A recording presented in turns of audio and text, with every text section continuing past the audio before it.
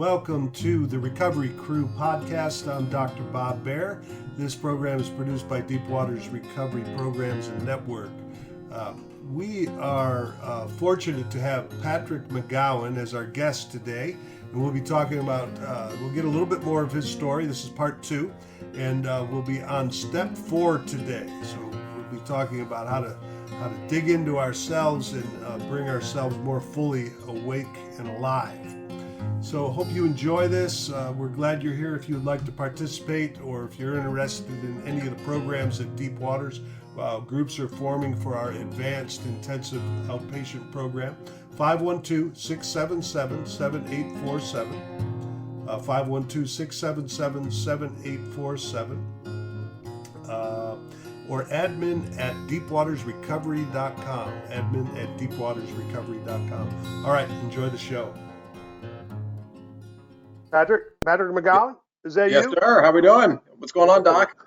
All right. Well, it's good to be here with you again. This is kind of part 2. I'm lucky enough to have an expert who has really exploded his entire life and then pulled it all back together and found a way to help hundreds and hundreds of other people. Patrick McGowan is with us today here on the Recovery Crew here at Deep Waters. Let me do a few intro things, Patrick, before we launch. Deep Waters Recovery Program is, we kind of think of it as an advanced intensive outpatient experience, the program. We're also a network where we connect with guys like Patrick, and he works for Origins, which is one of the premier places. So for people that really want to do the deal. No, they can go somewhere else if they want to sort of spend a bunch of money and maybe get sober, but maybe. Anyway, I'll let you say more about that. But our program, we're doing this work. The work of getting sober can happen in these times, and our group, we have groups forming right now. If you're interested in doing a program here that is based on recovering, healing, and launching yourself into a life of meaning. That's what we do at Deep Waters Recovery. It's admin@deepwatersrecovery.com is the way to contact us. Admin@deepwatersrecovery.com, as well as the phone number, which is 512-677-7847. Deepwatersrecovery.com is the place to find all of this, as well as you can go to, this is going to be on all the podcast platforms. We're pretty easy to find. Deep Waters Recovery or the Recovery Crew. All right, so here we have Patrick McGowan. Last time we were here, I kind of did the bio of Patrick, so I'm not going to do it all again. Let's just suffice to say he's a sharp dude that could be doing a lot of things, but he has made a choice to take his work into the treatment world to help people not die, right? Yeah. And maybe even have a life of meaning. Maybe even have a meaningful life. What a concept that would be. So we kind of got part 1 of your story last time. If you can, little recap, but then what's it like now? Maybe that's where we could head today. So that's my intro, Patrick. Go for it, brother. Okay, absolutely. Thanks, Bob. I really appreciate you having me here again. This is so cool to be able to do this. I just a highlight of the last thing was started drinking in high school, kept making things I wouldn't do and jumping over those and justifying, and then got to the point where after 4 residential centers, 5 total, went to a place called Origins where I now work. They showed me the solution, got me through the 12 steps, had 2.5 years sober, burnt it all to the ground. Brought everything down to the ground with me. And then I've only seen you like this. You got to send me a picture of something different. I got one actually for you because I showed my girlfriend it and she was not happy about it. She was like, "Who is that?" I'll send you one. But so when I got sober and that in 2017, March 23rd, 2017, it was that first year was the exact opposite of what everybody in the rooms tells you to do. I rushed back to a relationship that was wrong. I moved it back in. I moved cities I got sober in San Antonio, moved to Austin, chasing the relationship, The relationship exploded like we all knew it would, except for my dumbass. There we go. Sorry, I've got to remember if I can cuss or not. Yeah, you can get away with a certain amount of it. Yeah, exactly. And so I was in Austin. I had just found a home group. It's DAA on Tuesday nights at 7, Drug Addicts Anonymous, and I was moving out into a city. I was living in downtown, moved to the North Austin in the Domain. Really knew about 10, 20 people, right? People from the field and some people from my home group. The coolest part of that experience was that my world was like, I felt like I was in a tornado. Every day I woke up and didn't know what the hell was going to happen. What new curveball God was going to throw at me in my eyes. And I kept asking for help, kept reaching out, and kept, staying connected with God. And here we are. Right. And the coolest part about that in that process is that I was working for a treatment center at that time, that I was very, very close with the ownership. I really, really care about those people just as guys and as friends. They closed in December. And in that downtime, Origins popped up, and I was able to start working for the place that saved my life.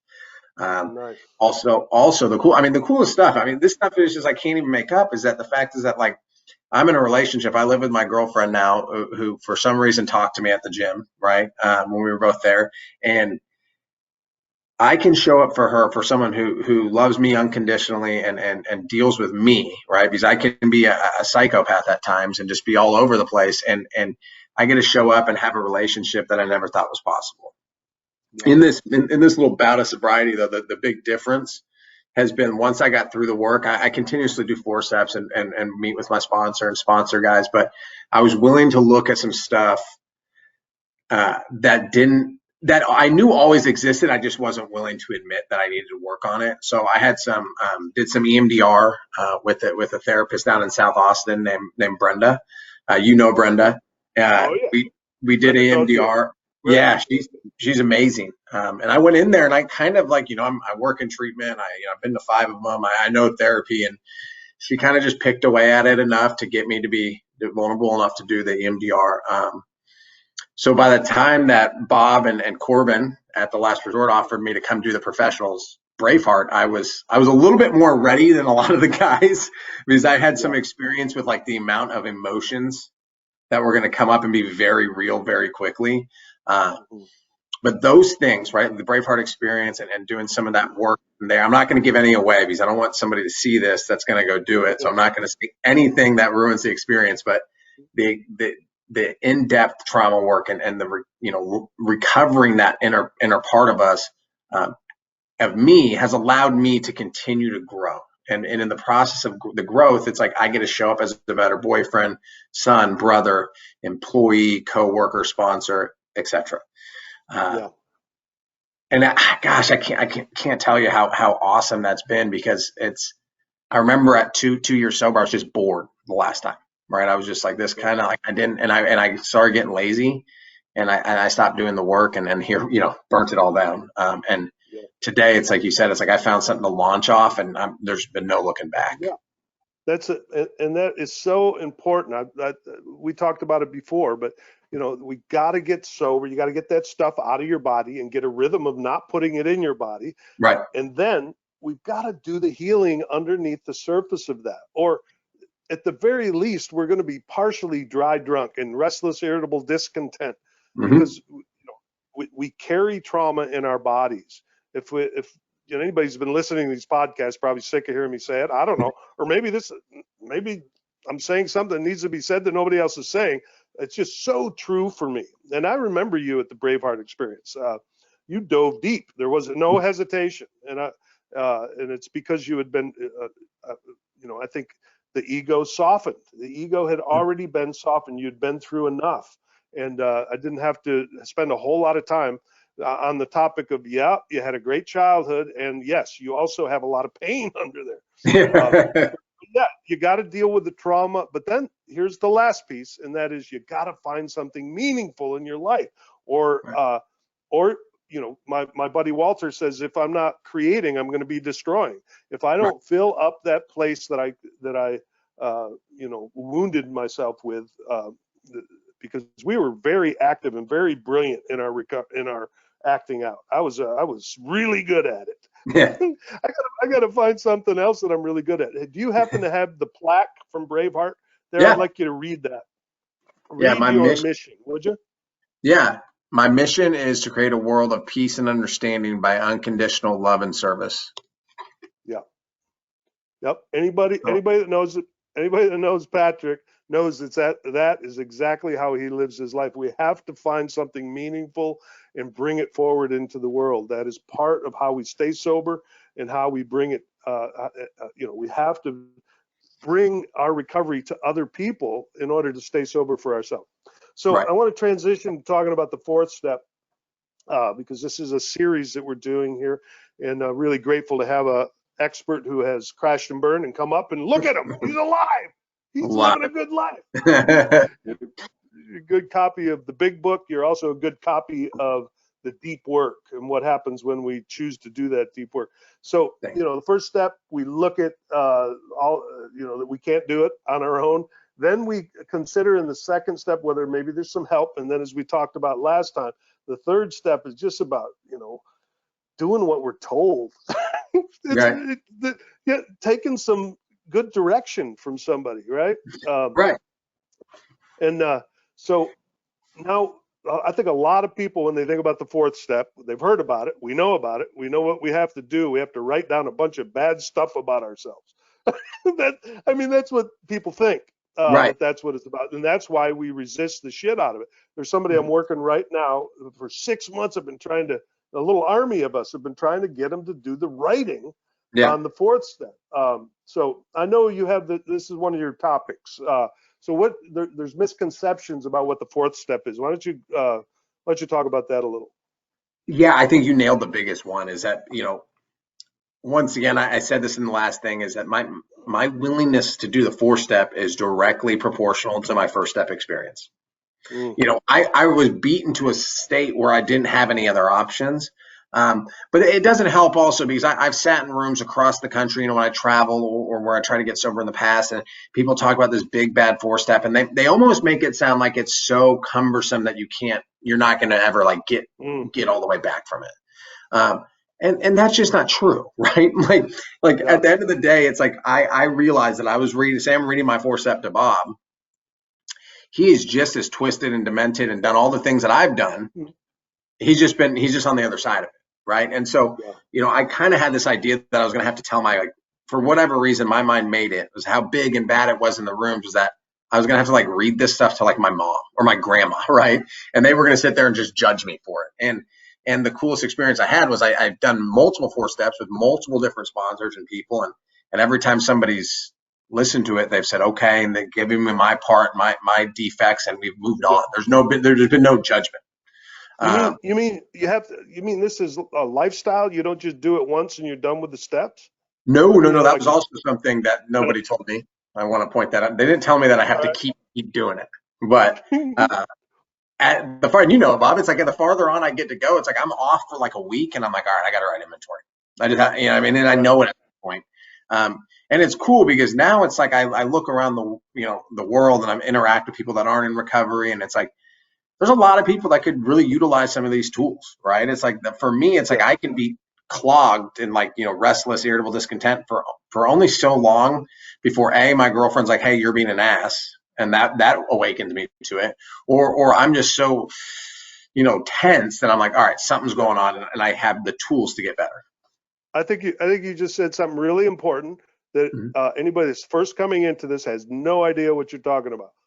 I need to write some inventory. That's gobbledygook to some people. What is that? Right. Yeah. So in how it works in the big book, so pages 58, I think it's 60. I'll pull it up on my phone in a second. But from how it works is chapter 5, 58. I know that it goes through and it starts talking about 3 different types of inventory. The first and the major one that you hear a lot of people kind of get all weird about is the resentment inventory. And that's got 4 parts. In the resentment inventory, we're going to talk about what the resentment was, who, what, when, where, why type of thing. So my mom, right, we'll use that one. What she did, how it affected me, and then the most important part, We're going to write about how I was selfish, self-centered, dishonest, and fearful. You, Not me. Patrick McGowan, selfish? Hey, Right? here's one of my favorite. This is my favorite line in that part of the big book around the fourth step. It says, okay, Yeah. so you ready for this? We went back through our lives. Nothing counted but thoroughness and honesty. When we were finished, we considered it carefully. And then here's my favorite line. You ready? The first thing apparent was that this world and its people were often quite wrong. Can I just stop right there? No, because the Oh, next is where we start really getting into it. that's right. But But I anyway, I want to stop there. That's my point. I want to just point at them yeah. and say they're wrong, and you can get away with that for a while. But that, resentment is a drug, by the Right. way. I get high on my resentments. I don't know if Right. anybody else does, but when I'm like chewing and gnawing on that son of a bitch, there's adrenaline that is released, and a lot of other chemicals that feel a lot like, I'm told, feels like meth. So So I've read. anyway, we got to make that turn, right? From we don't have the luxury to hold on to resentments for very long. I think that's what you mean by I had to do some inventory. Right. Yeah, absolutely. So when those resentments sit long enough, it's like what happens, and what happened in 2016 is that I held on to all these different resentments towards, boss, coworkers, girlfriend, whoever it was, and was unwilling to write any inventory. And sooner or later, I held on to it for so long that, so if this is God and this is me and this is the pathway I need to stay clear so I can stay happy and sane and an active member of society, it started getting filled up with just a bunch of crap. And when I get blocked off from God, my only go-to is to shoot dope. That's how I know it makes me feel okay, even for a small amount of time. And that's why this time around, the main thing I will consistently do is a 10-step. And if I slip on that, it's always, 4-step is shortly thereafter. Right. The 10th step. I'm trying to Yeah. translate it. You talk like everybody on the planet knows about all this. So the 10th step is sort of a short maintenance where we go. The 4th step, I don't want to minimize it. There's a lot of work involved in that 4th step. You really, usually if you got a good sponsor, you're going to say, nope, you don't have enough resentments there. Nope, you are way more resentful than that. I've been hanging out with you for a while. So, there's work to do. The 10th step is really a maintenance.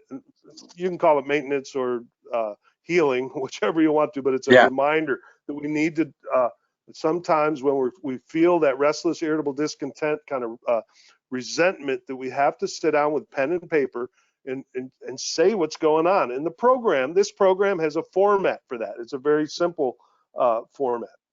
Right.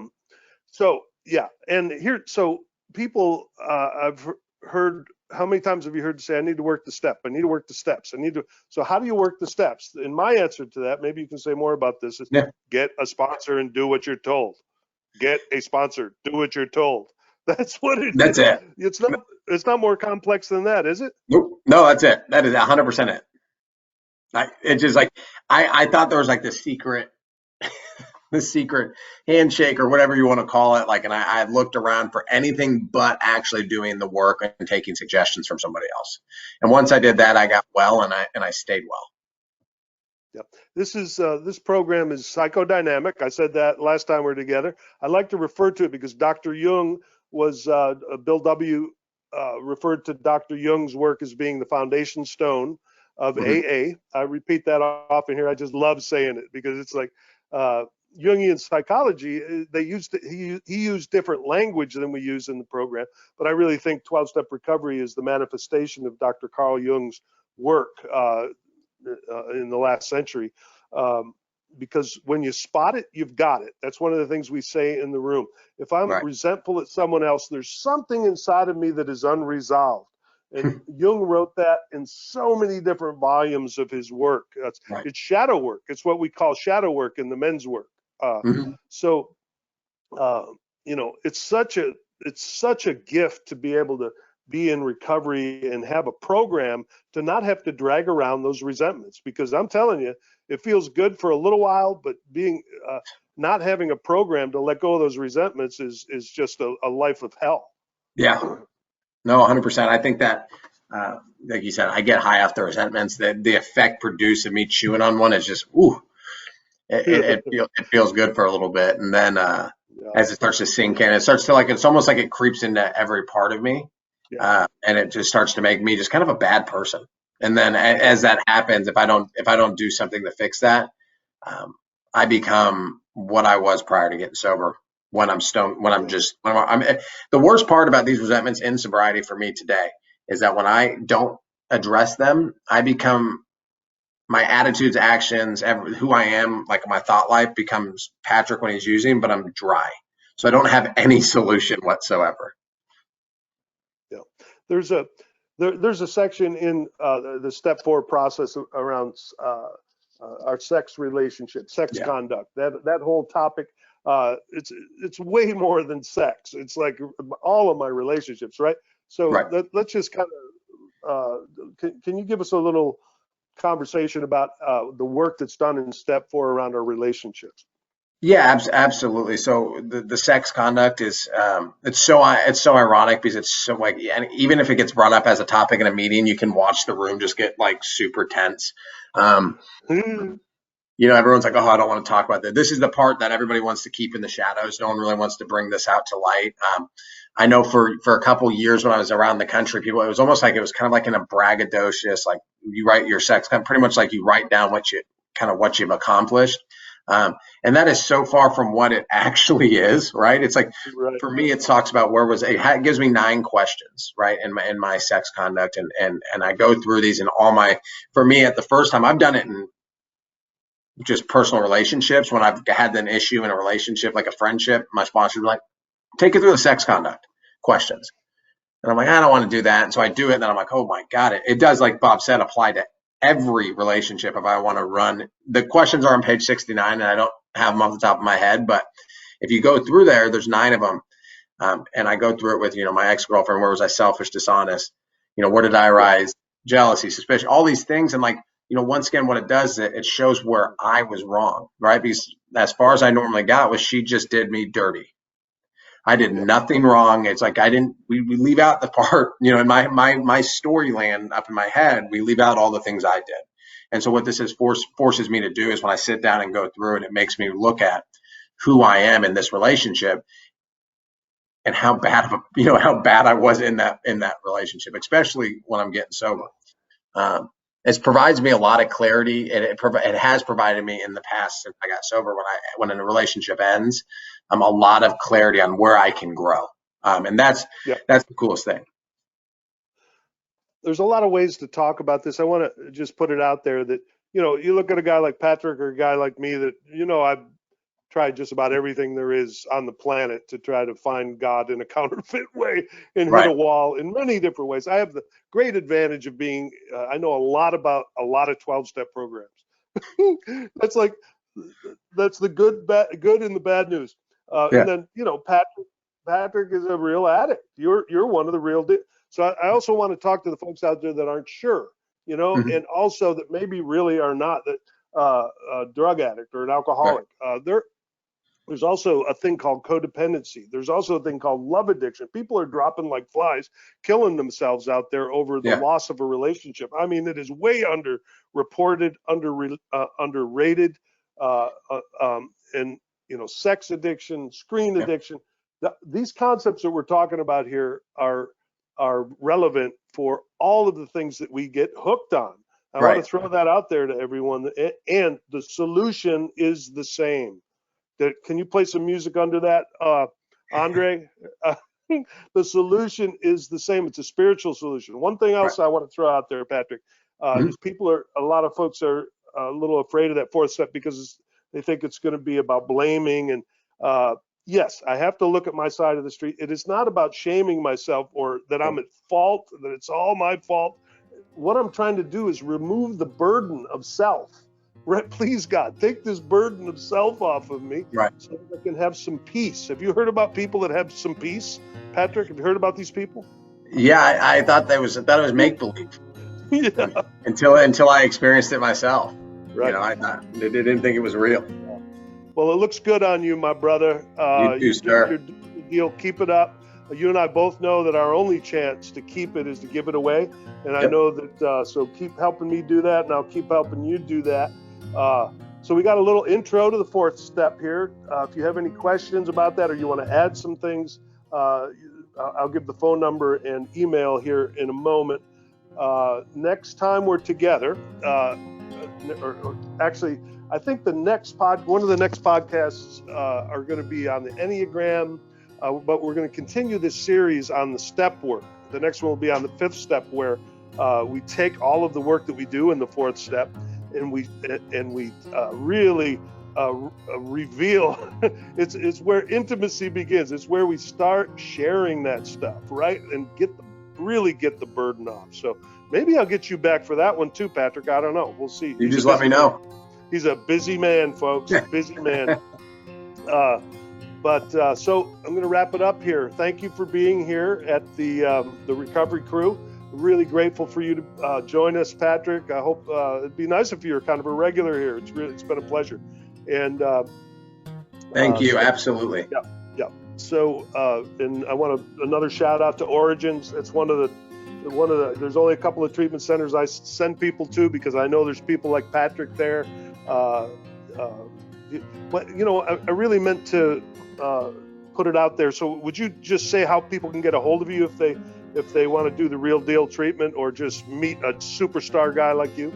Yeah, absolutely. So my cell phone number is 817-999-2987. Patrick McGowan. You can find me on pretty much any social media platform as well. Just Patrick, and then McGowan. My cell phone number, once again, is 817-999-2987. Or you can just harass Bob and he'll get you in touch with me. Oh yeah. And Patrick, Patrick really knows everybody in the industry. I mean, and if it's not Origins, he'll get you into the right program. That's what we do here at Deep Waters Recovery Network. We're trying to make sure that the right people get with the right people, so we can heal this world, one person at a time. So here's the email address: admin@deepwatersrecovery.com. That's admin@deepwatersrecovery.com. The number's 512-677-7847. 512-677-7847. Groups are forming. It's a 10-hour program, and we do it online here. Pretty dynamic stuff. Recover, heal, launch. That's the short version of what we're up to. So join us again next week here on the Recovery Crew here at Deep Waters. Thanks for being here, and you're swimming in the deep waters now.